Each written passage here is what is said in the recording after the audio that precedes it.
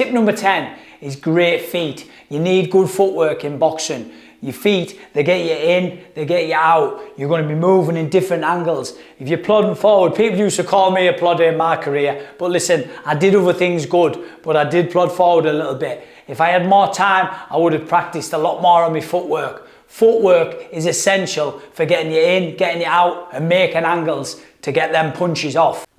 Tip number 9, defense. You've got to really practice and working on your defense. You've got to look at the greats. Floyd Mayweather, he's got the best defense in the world. Well, people try and copy off him and they're no good, but practice makes perfect. You're going to be learning how to slip.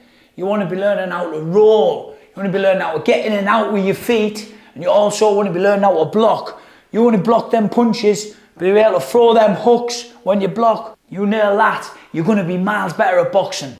Tip number 8 is enhance your endurance. You've got to make sure you're out running. Do you expect to just walk into a gym unfit? Or if you think you've got a fight in a couple of weeks, you're just going to tick over and not get fit? You want to be really working hard. You want to be super fit so you can do everything you want to do in that ring. From throwing millions of shots to moving fast on your feet. You want to be doing interval training. You want to be jogging up big hills like I used to in my pro career. I used to go up this big hill just down there, run up the hill, jog down, run up the hill, jog down. You really need to put in the work to get that heart rate nice and strong.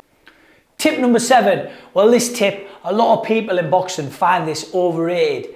Shadow boxing. Well, I don't. I think if you shadow box to your full extent, or 3 minutes, people, they go through the motion shadow boxing, don't they? But I think if you shadow box every day, do a lot more shadow boxing, nice and fast. You're in the mirror, you can work, see where you're going wrong, using your legs. You're working on all different techniques of your boxing. And also, you're going to be getting that cardiovascular. If you're working the shadow boxing hard, believe you me, you do shadow boxing tough and proper. Pretend you're fighting in front of you, but you pretend that somebody is in front of you now in shadow boxing and you're actually fighting them. Your mind doesn't know if you're fighting or not. So you could be just pretending you're fighting someone in front of you, think you've got to slip quick, you're moving, someone's in front of you, you're fighting. I think there's someone in front of me now, but there isn't. But your brain doesn't know. And if you do that, you're going to end up being a better fighter all round. Tip number 6 is concentrate on your speed and your timing. Make sure you work on that. When I used to be in my training camps for world titles and British titles, 12 3-minute round fights, I used to get myself over the running track. I used to do 1,000 meters. I wouldn't call it a sprint, but fast pace, 1,000 meters. Then I used to drop it down to 800. Then I used to drop it down to 400. Then 200, a bit quicker. Then finally 100 meters, where I used to go as fast as I could. But I'd even go down to 60 meters, then 40 meters for quick bursts, because that's what you get in the ring. You've got to be quick, you've got to be fast. For your timing, what are you going to do? How are you going to improve on your timing? Well, you're going to go on the pads. Literally, your pad man's going to say throw a jab, throw a right hand, throw a hook, You just get so much better on your timing going on the pads with your trainer. Also, speed ball. Get yourself on the speed ball. Hand-eye coordination on that speed ball is just unbelievable for timing. Tip number 5, build a strong core. You need that core. That core is everything in boxing. It generates the power for your punches. You've got stability in your stance. The core is everything in boxing. Trust me, I've got a strong core. I worked so hard in my boxing career to get that strong core because I knew it generates everything from power to movement to stability. Build that core. Tip number 4, mental toughness. You need mental strength in boxing. If you want to get even close to winning that world title or that British title or even entering a boxing club and being a professional fighter, you need to be strong in there. And how are you going to get strong in there? How are you going to get that mental toughness? 1, you're going to challenge yourself in the gym. You're going to go in that gym. You're going to give yourself 10 round sparring. You're going to give yourself hard workouts on that bag mentally. You're going to go in that strength and conditioning. You're going to get your coach to absolutely burn your legs out so you just can't take it anymore. You're going to push yourself to the limit, and that's how you get strong up there for them big fights. 2, you're going to calm it down.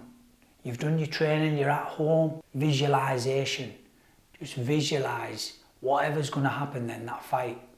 Visualize the best outcome. Visualization works. I've meditated many times and I wish I knew about it back in my career, because I think I would have done a lot better. You visualize, you're going to end up being strong up there. Visualization, it works.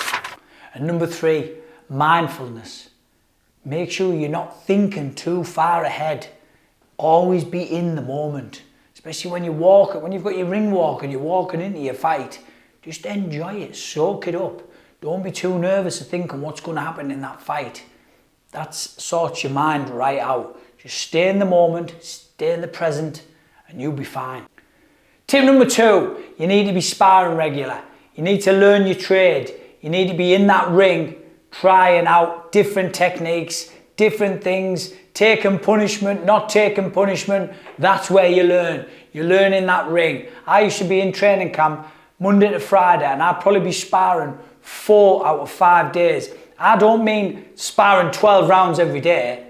I mean like building it up. I used to do 4, 6, 8 rounders, but I never used to do more than 8 rounds. A lot of pros, different pros would probably do 12 rounders and 10 rounders and 12 rounders, but I think that's too much. I think you can get the rounds in, but slowly. If you're sparring every day, if you're doing 4 to 6 rounds every day, you're going to get the rounds in the bank. But sparring is crucial. Tip number 1, my final tip.